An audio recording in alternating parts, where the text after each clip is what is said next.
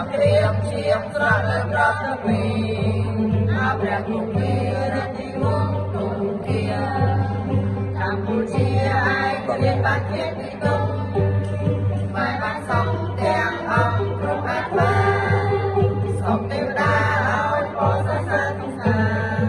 ព្រះអង្គសញ្ជើញរំក្រងដែនដី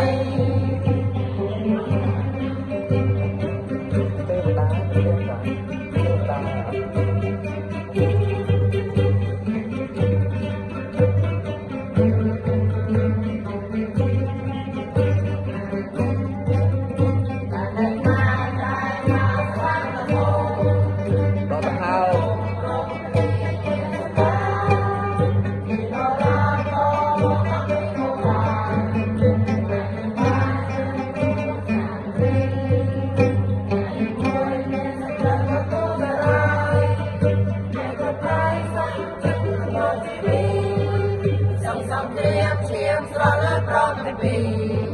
អាព្រះគម្ពីរទីវងទុំគាកម្ពុជាឯករាជ្យបានជាទីទុំហើយបានសំទាំងអង្គគ្រប់អាត្មាសូមទេវតាឲ្យបរិស័ទទុំកាព្រះមហាក្សត្រយើងទ្រង់ត្រង់ដែនដី